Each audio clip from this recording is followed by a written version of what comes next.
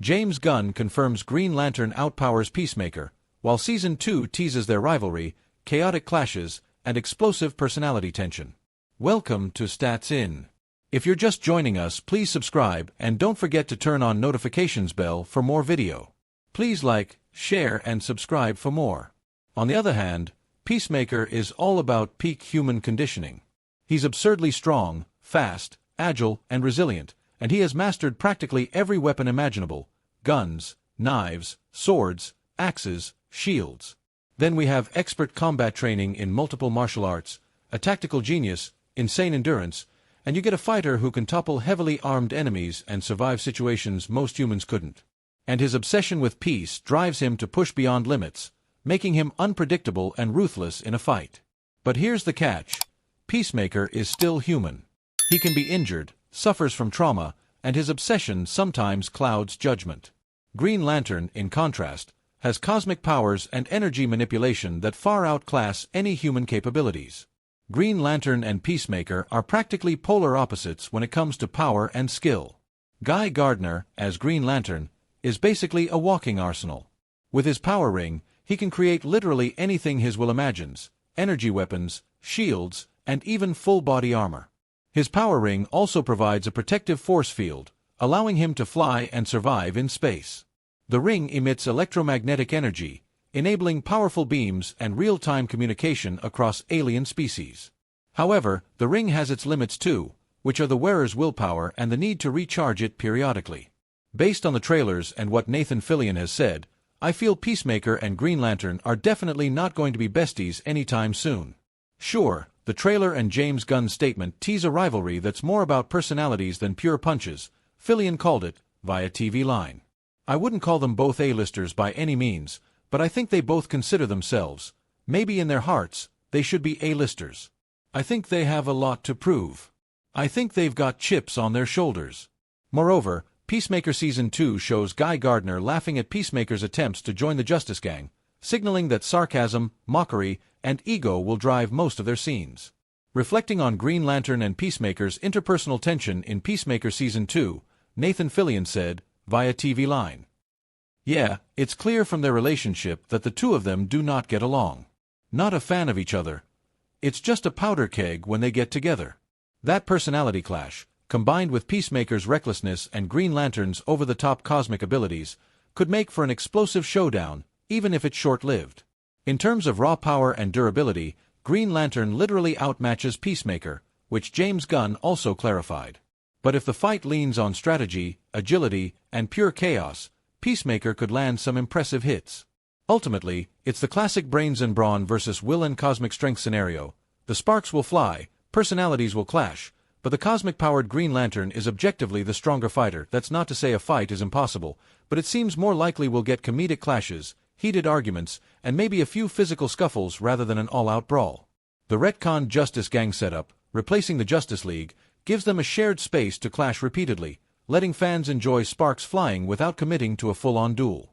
Honestly, the teasers make it clear that their dynamic is meant to be fun, chaotic, and tension-filled, which might be more entertaining than a straight fight anyway.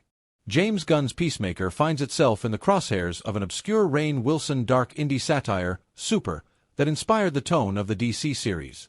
Welcome to Stats In. If you're just joining us, please subscribe and don't forget to turn on notifications bell for more video. Please like, share, and subscribe for more. In his interview with The Office star, James Gunn tells Rainn Wilson that there is more to Peacemaker than his costume and his ideology. While the character comes off as superficial, oxymoronic, violent, and a blubbering buffoon, in Gunn's own words, the anti-hero has more heart and emotion than he lets on.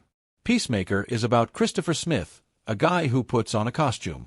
But it really is about the guy below the costume. His reasons for putting on that costume are various, but they aren't all good, and a lot of them have to do with who his father is. But in the same way in Super, it's very much a story about Frank Darbo, and it's about a guy who puts on a costume. And it also has that sort of tonal mix of the dramatic and the comedic, but it has a grounded, full character at the center of it. It also has a sociopathic sidekick, filled with Gunn's bizarre sense of humor, black comedy, and familiar faces, Gunn's regular collaborators, like Michael Rooker, Nathan Fillion, Sean Gunn, and Kevin Bacon. Super is a light-hearted, fun comedy that, spirals down a strange and depressing rabbit hole really fast, posted via @InvertedAgent/Reddit.